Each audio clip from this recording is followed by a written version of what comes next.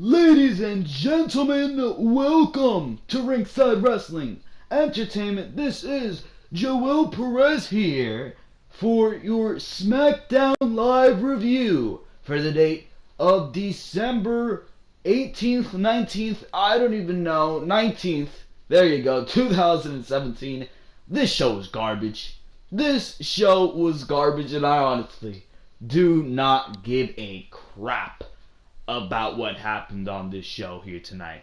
I got back from seeing Star Wars about at the 8:30 hour, and I'm just completely perplexed and mind-boggled as to what I seen in that movie. And I'm not going to spoil anything because hell no, I'm not doing that. I hate getting spoiled myself, and I wouldn't spoil Star Wars for any of you. But I'm just trying to process what I just seen because I understood everything that happened in the movie. It's not that type of perplexion, if that's even a word, but I'm just like trying to process my reaction to this movie, because if I have to give it an honest review, this was not a great movie, but by no means was this a bad movie either. I think I'm in between that. I think this was a good movie, but with all the things that happened, I'm just trying to process all of this, you know? That's how I feel right now. We're in The Force Awakens. I just walked out of there and I'm like, that was a damn good Star Wars movie. Right now I'm just trying to process what I've seen and digest my thoughts. And I have to come home and watch SmackDown Live. And I was actually excited to see SmackDown Live here tonight. I said, you know what? This show might be good because WWE is going into the Royal Rumble. So SmackDown Live should be exciting. They should be doing some fresh things on SmackDown Live. I was dead wrong. I was wrong to the brimstone, bro. My God, was this show god awful.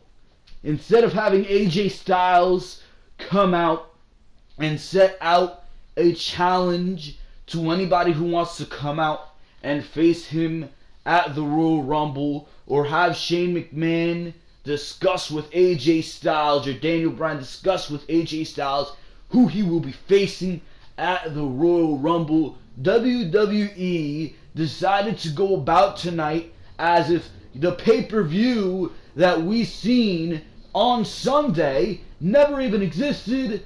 And they gave us a 6-man tag main event. There was no singles matches here tonight on SmackDown Live. All tag team rubbish. It's a week before Christmas. Not even the Christmas edition of SmackDown Live yet. Yet, here tonight, we were seeing Christmas garbage. Instead of putting Rusev and Aiden English in a position where they can thrive and giving them an opportunity at the tag team titles, because they did get themselves that over, and you reward people for being able to do that, or at least I would think. Instead you put them in some Christmas rubbish with the New Day. 1 week, an entire week before Christmas, because we ain't there yet, WWE. I know you're excited to slack off and put on awful television, but we're not quite there yet, so you can put on the good television for now. Please, I beg you. Because I can barely sit through these shows. They're awful. They are awful. They are mind-bogglingly stupid. They insult your intelligence. That's what this show did. Insulted my intelligence. Where the best thing about this show tonight was Dolph Ziggler. Somebody who I haven't even seen on my television, or who I haven't cared about, I should say, for years now. And I haven't seen him on my television for months now. So the fact that he was the best thing about SmackDown Live here tonight really goes to show you that this show was god awful. But we will get into all of that, of course, like always. Before we do get into that, I just have to tell you guys to make sure to go check out all the other content on the Ringside Wrestling YouTube channel, because there is so much other content to go check out, including your Clash of Champions review and results went up this Sunday. If you did miss Clash of Champions or you want an educated opinion as to what went down on that pay-per-view, make sure to go check out the Clash of Champions review that went up on Sunday. You want your Monday Night Raw review? Well, it was uploaded last night on the Ringside Wrestling YouTube channel. So if you missed Monday Night Raw or, again, want an educated opinion on what happened on Monday Night Raw, make sure to go check that video out. I highly suggest you go check that video out because we went on a great rant. A logical rant, a rant that requires that you have some brain power to understand. Hopefully those of you listening to me have some brain power. And if you do, I want you guys to go check out my Monday Night Raw review where I talk about the Women's Royal Rumble. We will reiterate some of the things that we said last night here tonight when we're talking about what Charlotte said here tonight on SmackDown Live. But we're not going to reiterate that full rant where I just went full-blown out and told you why WWE shouldn't be putting on a Women's Royal Rumble matchup. And before you go over there and dislike the video and get all worked up, how dare he say that? He's misogynistic.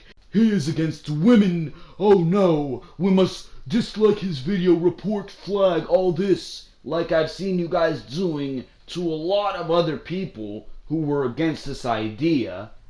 Make sure to go check out that rant. And hopefully, if you would kindly go use your brain while you're listening to that, then you will agree with me. But that is besides the point. Besides the rant we went on Monday Night Raw, besides the Clash of Champions review, there's even more content to find right here on the Ringside Wrestling YouTube channel. Believe it or not, there's even more. On Sunday, before Clash of Champions, we uploaded Behind the Mic, episode number 49, where we were talking about Vince McMahon reviving the XFL. We were talking about WWE versus New Japan possibly being a thing going into the future. We were talking about so many things right here on the Ringside Wrestling YouTube channel on Behind the Mic, episode number 49. Next week is 50, but make sure to go check out 49 right there on the Ringside Wrestling YouTube channel, as well as to make sure to go check out your Raw and SmackDown reviews from last week and a video that we uploaded on Wednesday regarding the WWE Mixed Match Challenge. WWE broke that news last week, and we were giving you all the details and the reason why WWE is presenting us the Mixed Match Challenge in January, coming to Facebook. So make sure to go check that video out as well, because for now we are going into your SmackDown Live review. Of course, if you enjoy what you're hearing here, make sure to subscribe to the Ringside Wrestling channel. Like I always say, if you have not subscribed yet, I do not know what you are waiting for. Make sure to smash that like button. And the question of the day is, what should WWE do with Jinder Mahal going forward? What do you guys think is the best thing that they can do with Jinder Mahal? Because right now, I am absolutely perplexed. I am absolutely mind-boggled as to what they are going to do with this guy now that he is no longer holding the WWE Championship. So why don't you guys throw some idea at me? That's going to be the question of the day. So make sure to go check that out as we go into our SmackDown Live review. And we were live here tonight from Newark, New Jersey. And the show started off addressing the question that we all wanted to answer, and that was what happened with Shane McMahon and Daniel Bryan at Clash of Champions. And that was answered somewhat here tonight. Bryan, he came out to start off the show, and fans chanted Bryan's name before he welcomed us to SmackDown Live. Bryan said he will address what happened on Sunday, but first he wants to discuss the Royal Rumble announcement from Raw. He confirmed SmackDown Superstars will be in the first ever Women's Royal Rumble match. Bryan says the match will be huge, it will be awesome, and it will be a turning point in WWE history. I would not go as far as to even say that the match would be awesome, but whatever. Bryan says, we also have a big show for tonight. He announces Sami Zayn, Kevin Owens, and Jinder Mahal versus Randy Orton, Shinsuke Nakamura, and WWE Champion AJ Styles. So as soon as you hear that one, what do you think about this show? You know that this show is going to be generic garbage, and that's exactly what it was. The music hit, and out came SmackDown Commissioner Shane McMahon. Shane said hello to Bryan and gives a shout out to Newark. Shane agrees the first Women's Royal Rumble match will be amazing, but that's on January 28th, and he wants to talk about the pay-per-view that just happened on Sunday.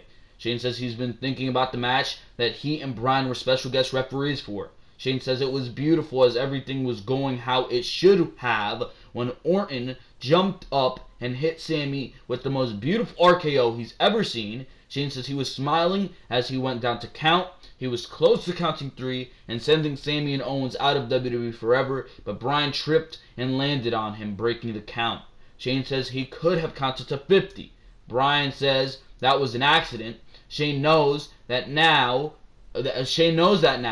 but he didn't know that then, and his emotions were running high. Shane says somehow during all of this, Sami rolled Orton up and he went to count. Shane says as he got to the 3 count, the only thing that went through his head was how Owens attacked his dad, Vince McMahon, how Sami Zayn interfered in the Hell in a Cell, and how Sami Zayn and Kevin Owens screwed Team Blue at the Survivor Series. Shane says his emotions got the better of him and his hand stayed up at the 2 count. Shane says Bryan's emotions got heated as he jumped in Shane's face. This led to Sami rolling Orton up and Bryan diving into position to make the quick 3 count. Sami and Owens are still here.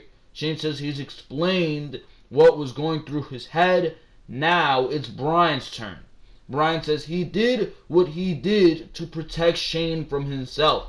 A thank you Daniel chant starts up. Shane says he doesn't need protection from Bryan. With all due respect, Bryan says yes, Shane does. With all due respect. Bryan says Shane eats, sleeps, and breathes SmackDown, but his passion can turn him into a hothead. Bryan did what he did to protect not only Shane, but an idea. Their idea.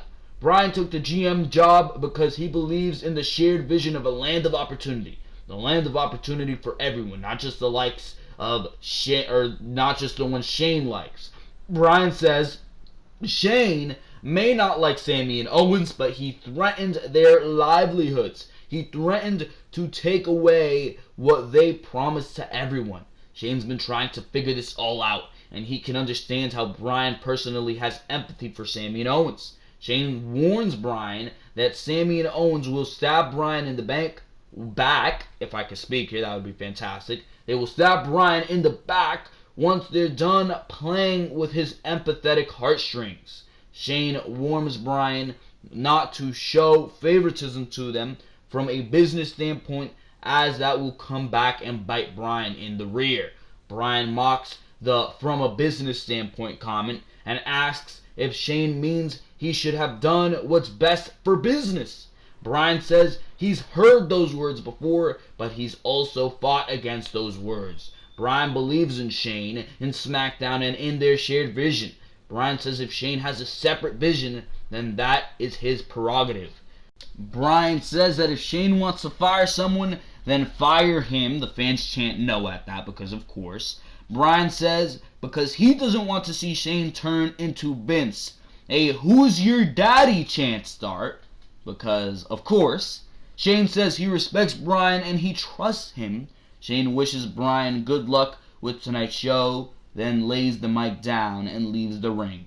Bryan looks at him as his music hits. So, clearly Clash of Champions was just another step, another roadblock for Shane McMahon and Daniel Bryan to give these guys more fuel to feud in whichever manner they do feud, which that's the big question right now. How are they going to feud? Because the thought is that maybe Daniel Bryan is going to come out of retirement to fight Shane McMahon, which maybe that is the thought. Maybe that very well is the thought. But for now, I'm going to hold back. Like I said in my Clash of Champions review, I'm going to refrain from making any decisions and pretty much tell you that yes, they are building towards Shane McMahon and Daniel Bryan. But for now, I'm not thinking that it's going to be Daniel Bryan versus Shane McMahon. I'm thinking it might be a team Daniel Bryan versus a team Shane McMahon, or a representative of Daniel Bryan and a representative of Shane McMahon going at it. And if they are building this to Daniel Bryan's in-ring return, then I would think it'd be at WrestleMania. I would think it would be at WrestleMania. So they still got a long way to go for this if they are going to do this at WrestleMania. If they are going to do this at WrestleMania, then Clash of Champions is just one block in the road. And I think WWE had some brilliant storytelling with what they did at Clash of Champions with Shane McMahon and Daniel Bryan. But they just got to continue along the road. They got to continue building tension between them. Because I don't want to see this result in a Miz situation where there's all this tension, where all these things are being done in order to get these guys to this point where they can go into a matchup and everybody would be invested, and then nothing comes out of it. I want to see something come out of this, and I think WWE is going to make it so something comes out of this. And if that is the case, I can expect to see some very, very good things between Shane McMahon and Daniel Bryan. But for now, it continues to be a slow burn. So that is what I have to say about that. And that was the start to SmackDown Live, addressing the questions that needed to be answered. There were more questions that needed to be answered coming out of Clash of Champions, but seemingly those questions don't matter. One of those questions was who's going to face the Usos going into the Royal Rumble, and I think we got the answer to that question, but not the answer that I was hoping for. The Usos versus Shelton Benjamin and Chad Gable. Now, there's no reason for this match to have been happening here tonight on SmackDown Live if the Usos were going to be beaten. Why is it okay for champions to be defeated when it's a non-title matchup? When champions lose, it should be they lose their championships. They should only lose if they're losing their championships. It should be very rare that a champion loses. In NXT, it doesn't matter if the champions are the wiliest, most devilish heels trying to escape every situation. They don't get pinned. Bobby Roode did not get pinned as NXT champion. He was a wily-ish heel. He was trying to escape situations so he wouldn't have to be in matches. But he would win all his matches. He would win all his matches. He wouldn't be pinned in order to set up a championship matchup. In order to set up a championship matchup, the contenders beat another set of contenders. You have a tag team division on SmackDown Live, or at least I think you do. So if you really wanted Shelton Benjamin and Chad Gable here tonight to qualify for the Usos Tag Team Championships, which I'm assuming they did after beating the Usos here tonight, what you could have done was had Rusev and Aiden English versus Shelton Benjamin and Chad Gable in a number one contenders match. But number one contenders matches nowadays seem foreign. Only time you'll get a number one contenders matchup on SmackDown Live or Monday Night Raw is if it's a fatal four-way or a triple threat or a fatal five-way, because everybody needs to seem like a contender to the championship, right? It's garbage. It is absolute goddamn garbage, and it makes no goddamn sense. It really does not. This was a good matchup. This was a good matchup. I wouldn't even say it's a good matchup. It didn't go long enough to be a good matchup, but it was a decent matchup. You saw what these teams are capable of doing with each other, or at least you saw a glimpse of what these two teams are capable of doing with each other, and I think they can put on a great matchup given time on pay-per-view. But given the popularity of Rusev and Aiden English, I wouldn't have put Shelton Benjamin and Chad Gable in a position to challenge for the tag team titles. I would have put another team that realistically deserves to be tag team champions. And as great as the in-ring work of Shelton Benjamin and Chad Gable has been, I think Rusev and Aiden English deserved to fight the Usos, and I would have built towards that going into the Royal Rumble. I thought that would have been a lot funner of a build. I thought that would have been great because Rusev and Aiden English are over. Why not take advantage of that? But when you hear what these two guys were doing on SmackDown Live here tonight, you're going to be absolutely pissed off.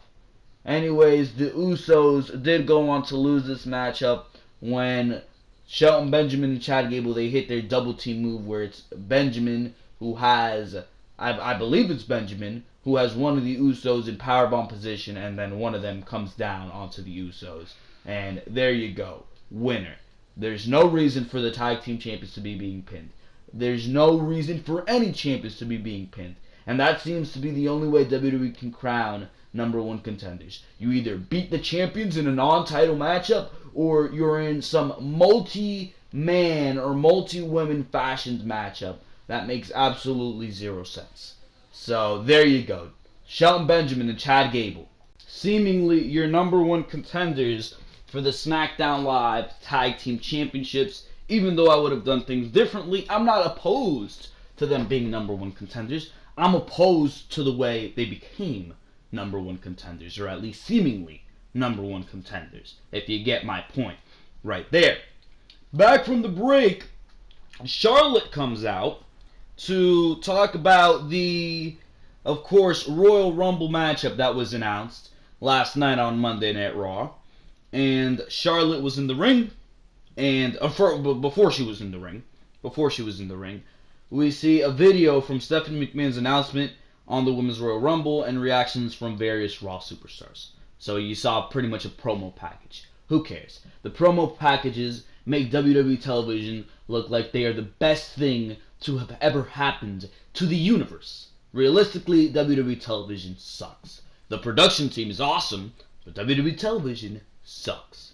That's besides the point. Flair talks about retaining her title in the Lumberjack match at Clash of Champions over Natalya, which is absolutely abysmal, probably the worst match at Clash of Champions. She says nothing makes her prouder than to hold the title on her shoulder, but now Stephanie has gone and announced the first Women's Royal Rumble match. Flair says there's nothing the women of WWE can't do, but the fans help them make it all possible. Flair says fans speaking up has made a difference as management listened. Flair congratulates the fans and the women's division of the SmackDown. I don't know why I said it like that, but the women's division of the SmackDown is the way they should start saying it. That's probably the way Broken Matt Hardy would start saying it. The women's division of the SmackDown needs to be deleted. I don't know how that accent was, but don't judge me, bro. Don't judge me. That is besides the point. Flair says whoever wins the Royal Rumble match, she will be waiting to defend her title at WrestleMania 34. So, Charlotte Flair, pretty much a bunch of forced verbiage.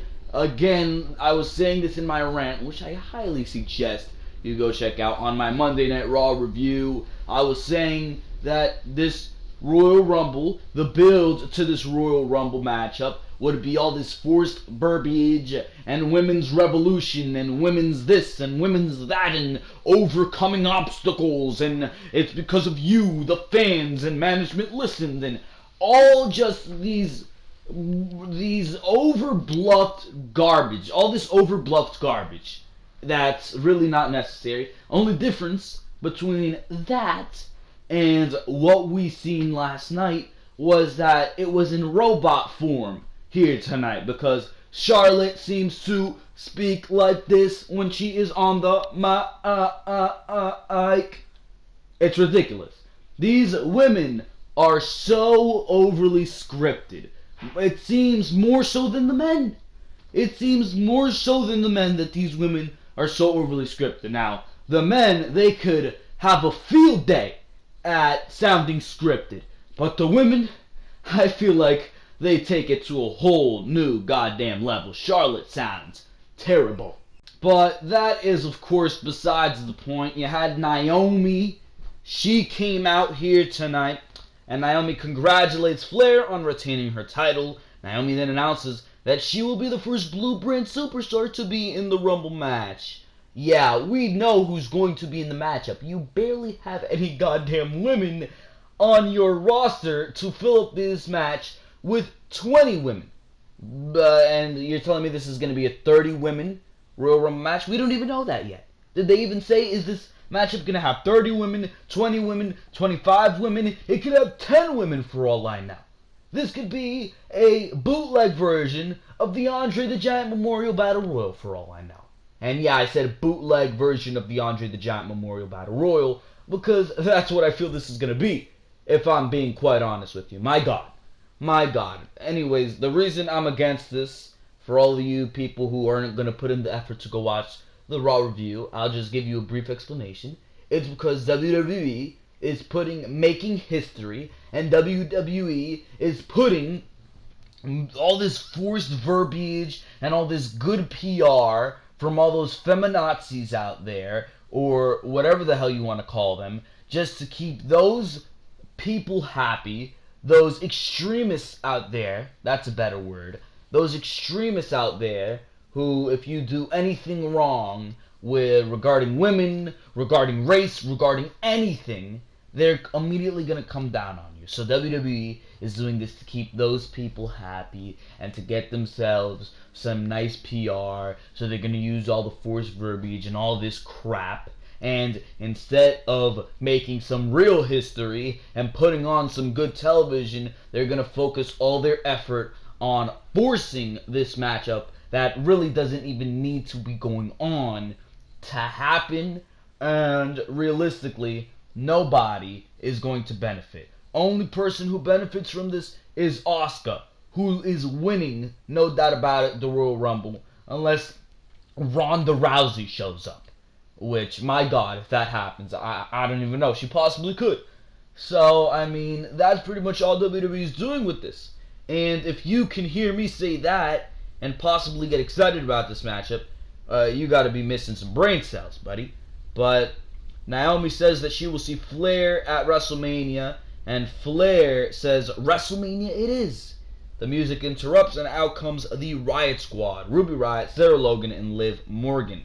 Naomi mocks them and says they're the Three Stooges who won't be in the Rumble match because the Rumble is about surviving, not sneak attacking. Naomi rips them and challenges any two of them to step in the ring with she and Flair so they can teach them how to rumble. We go to the commercial as the Riot Squad approaches the ring, and when we come back, it is Ruby Riott and Sarah Logan versus Charlotte Flair and Naomi. This matchup was nothing.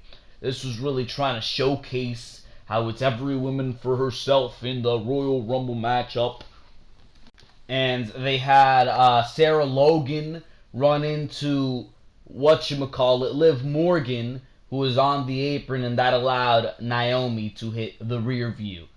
I mean, by the way, this is a side note, probably a nitpick, but the rear view is such a terrible goddamn finisher. I thought Naomi dropped that. Doesn't she have like the splash off the side of the split-legged moonsault off the ropes and the rings of Saturn? Why did you need to go for the rear view? That is such a terrible move. But that's besides the point. I mean, this matchup sucked. Everything WWE was trying to do with this entire promo sucked. And SmackDown Live did not stop sucking because they tried to force the Christmas garbage on us. The New Day, they were backstage, dressed in Christmas costumes. Big E is an elf, Xavier Woods is a reindeer, and Kofi Kingston appears to be a gingerbread man. And they're handing out gifts and pancakes. What's with the New Day and the pancakes? What do the pancakes have to do with anything, bro? Realistically, what do they have to do with anything? There's no funny name for the pancakes. They're not selling New Day pancakes. At least Bootios made sense, because the New Day was always talking about not being booty and all this crap, right? And it fits into their gimmick, Bootios, and they're actually being sold. New Day ain't selling no pancakes. They're just randomly coming out with pancakes for no goddamn reason. It's ridiculous. It is ridiculous. It's not funny. It's not clever. It's not interesting. It is just ridiculous. And it just comes completely out of left field, yet the commentators pretend to be eating this up, literally and figuratively. But that is besides the point. They also plugged their new Christmas t-shirts, and Rusev dressed as Santa Claus and Aiden English dressed as a snowman. Never explained, by the way, why they were dressed like that. They come out. But Rusev says nobody wants their Christmas t-shirts, but he's here to give the world what they want. So he pulls out a Rusev Day t-shirt out of his Santa bag. And by the way, the crowd was going crazy for this. That's the best thing about this. Anyways, Rusev goes on about everyone being on the only list there is, the naughty list. English then sings about Rusev Day. This leads to tension between the two sides, and it looks like we have a match for later. Only people who should be on the naughty list is the people who watch, or the people who write SmackDown Live, because those people are being real naughty by making us watch this garbage television each and every single week. My God, this show's awful. And this takes us to the best part of this show. Back from the break, Dolph Ziggler comes out for his championship celebration. His music starts, but it quickly cuts off, and he hits the ring with no music, like he's been doing for the past weeks. Ziggler, he comes out and brags on how he told us so. He says people said him winning the title was impossible, but they must not have been watching for the past 12 years. He goes on about how he's the best and how this is his second United States title reign. He shows us a video for his first U.S. title win in 2011. Then we see stills from the title win on Sunday, defeating champion Baron Corbin and Bobby Roode in a triple threat. Ziggler says he's just getting started. He shows us footage from his 5 WWE Intercontinental title wins, 2010, 2014, 2014, 2014, because WWE seemed to be flip-flopping that Intercontinental title between Ziggler and God knows who back in 2014, and then again in 2016, and probably one of the best things Ziggler has done in his entire career against The Miz in that program for the Intercontinental Championship. That was fantastic. As far as what Ziggler's doing now, it's far from that. As far as what SmackDown Live is doing now compared to what they were doing this time last year, it's night and day. It's better than garbage now. It is ridiculous. But that's besides the point, for now at least. Ziggler says he's not even done. He knows there's some kind of accolade he's forgetting off the top of his head, and then he's like, oh right, I cashed in my Money in the Bank successfully to become World Heavyweight Champion. We see the video of his 2012 Money in the Bank win, and then the video of his 2013 World Heavyweight title win, and it was nice to relive that because the crowd went absolutely crazy for that moment. Ziggler says he's one of the most decorated superstars in WWE history, and night after night, year after year, he proved it to himself and the rest of the world that he, year after year, is unappreciated. Unappreciated, not unappreciative, unappreciated.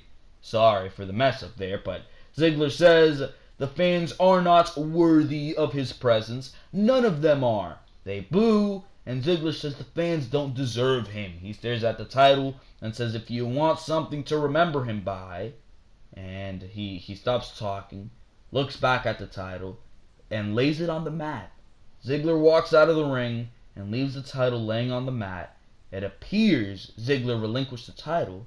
He walks straight to the back, and the camera shows the title laying in the ring. Now, this is very, very, very interesting because if Ziggler did indeed relinquish the title, and hopefully he's walking out of the WWE because that's the best thing you can do with Dolph Ziggler. That really, really is the best thing you can do with Dolph Ziggler, or Dolph Ziggler can do for himself. WWE is not going to do anything for you. If WWE gave Dolph Ziggler this United States Championship, it was to say to Dolph Ziggler, hey, buddy, listen, we still care about you. We want you in the WWE. We know your contract's coming up. We know your contract's expiring soon. But hey, let's sweeten the deal. You stay with us, that United States Championship reign, all yours, buddy. All yours. Ziggler probably said, yeah, I'm not taking it. WWE said, alright, let's give him the title anyways to see if he warms up to that fact. They gave him the title, and he probably said, yeah, I still am leaving this fucking junkyard of a place to work. And WWE said, well, we gotta write this guy off television somehow. And he relinquished the title here tonight. He relinquished the title, and hopefully, within the 90-day no-compete clause, or whatever the hell it is, we can see Dolph Ziggler in 2018 working with Kenny Omega and Cody Rhodes and the Young Bucks, and joining the Bullet Club, and fighting against Kazuchika Okada, and fighting against a Jay Lethal, and fighting against a Naito. I don't know, but I want to see it all, bro.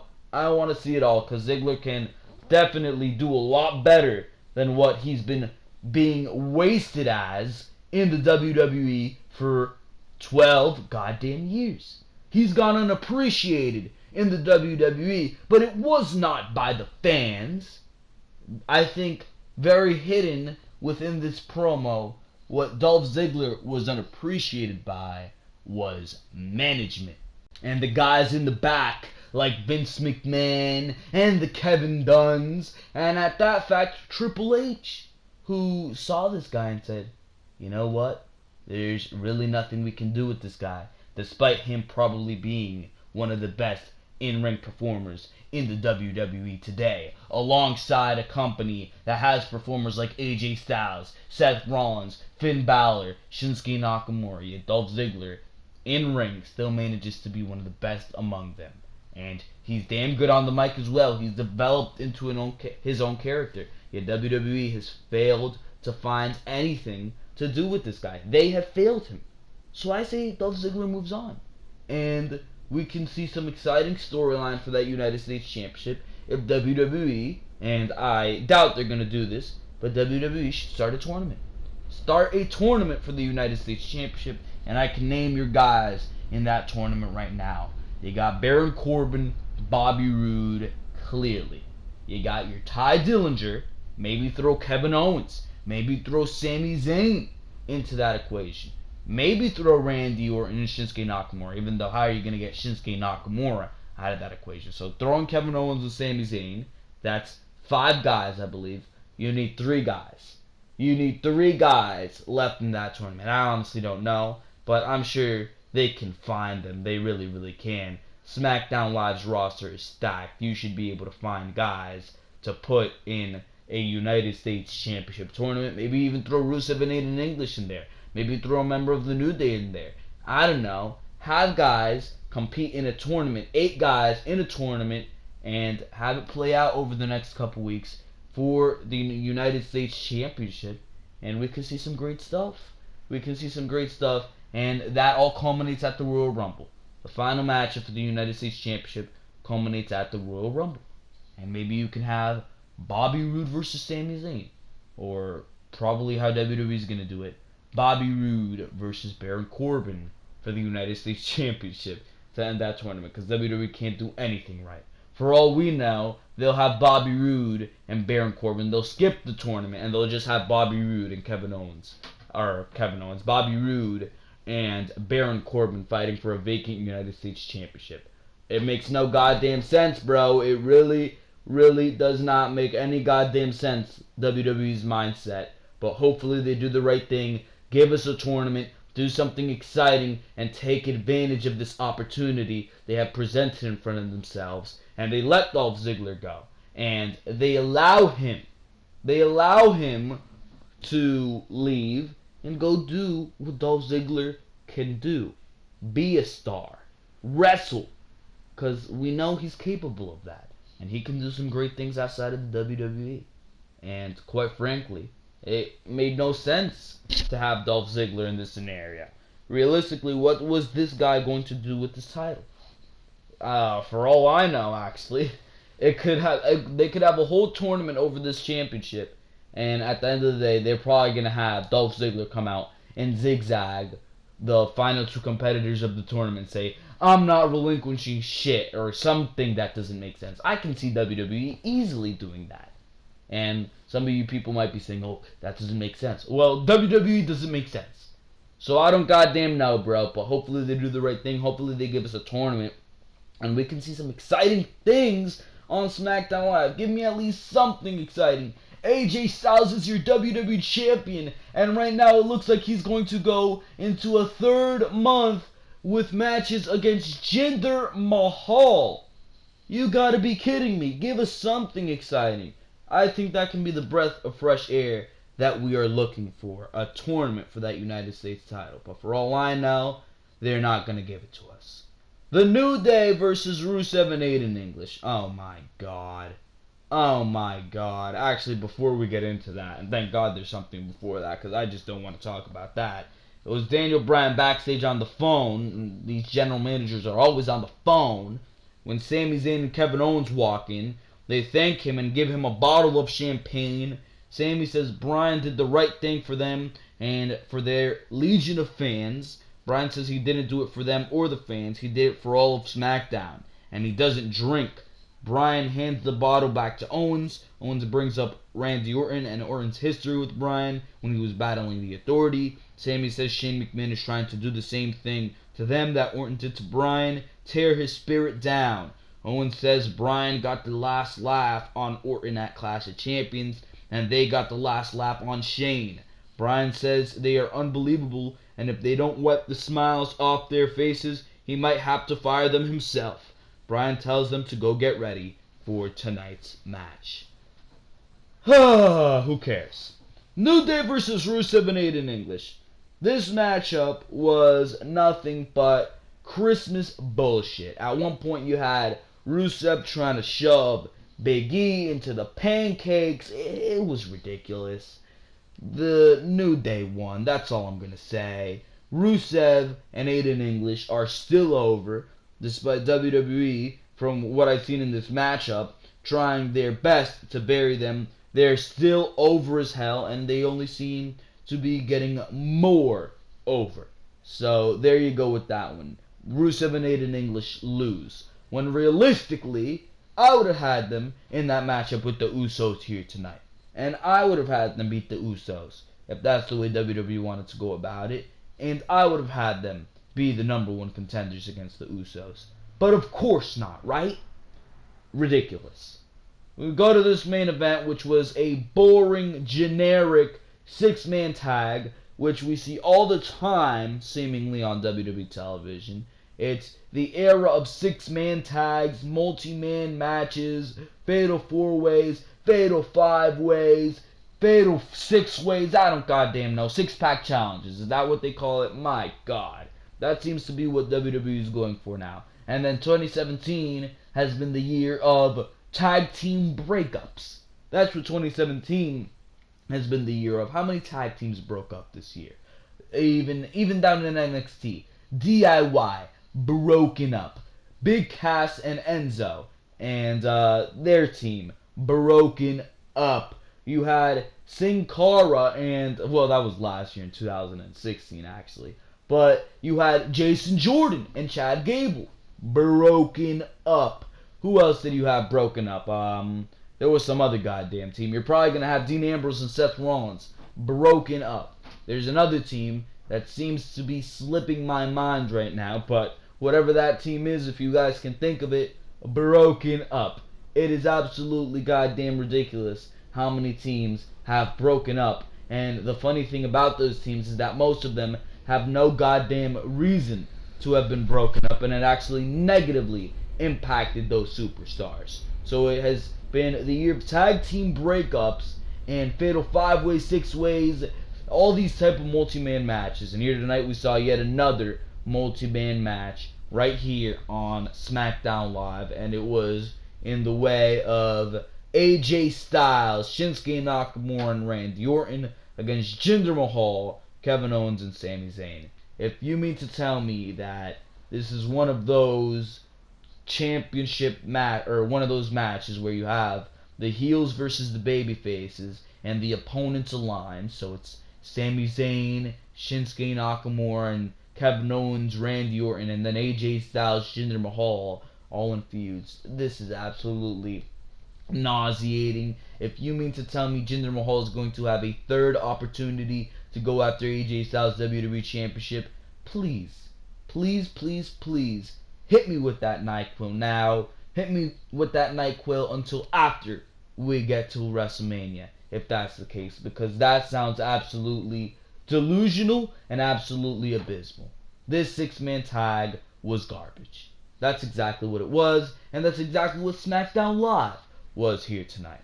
The babyfaces won. I think it was Shinsuke Nakamura who hit Sami Zayn with the Kinshasa, and that's how SmackDown ended. Really nothing to see on SmackDown Live here tonight, when you really should have had something to see here tonight on SmackDown Live. You should have announced some fresh blood to go against AJ Styles, to give us a title picture going into the Royal Rumble. Instead, you did absolutely nothing, and it seems to be Jinder Mahal who is going to fight AJ Styles again for the WWE Championship. And if that is the case, please, please, please, please, hand me a gun so I can shoot myself in the head, because I want to miss that by all means possible.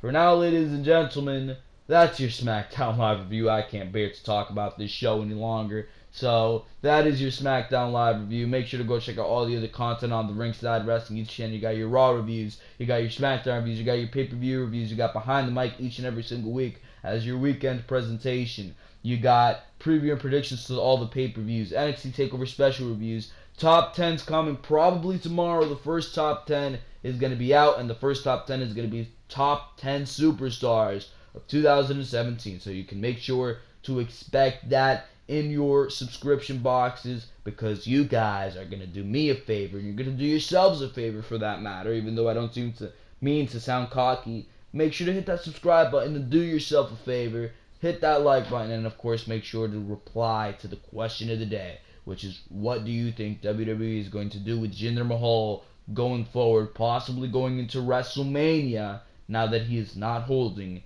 the WWE Championship? Because for now, ladies and gentlemen, this has been Joel Perez of Ringside Wrestling Entertainment, and for now, I am out of here. Thank you very, very much for watching this video. I will see you all tomorrow for your top 10 superstars of 2017, end of the year, top 10.